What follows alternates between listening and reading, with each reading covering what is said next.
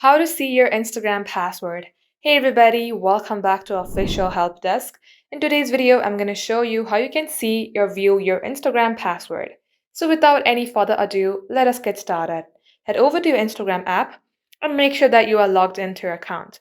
Tap onto your profile on your bottom right, then tap onto three-bar icon on your top right. Then tap on Accounts Center, tap on Password and Security. Tap on Change Password.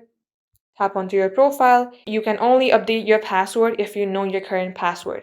But if you would like to save your password for the next time that you logged in, tap on Saved Login and make sure you toggle on this button.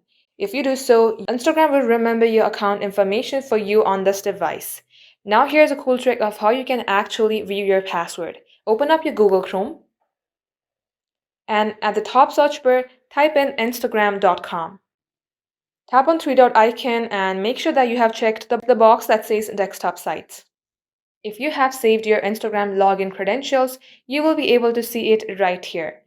Now under here, just tap onto your phone number, username, or email box. A pop-up will come that says use saved password. So tap on any password that you have saved in your Google account. Just tap on show. And just like so, this is how you can see your saved password on Instagram.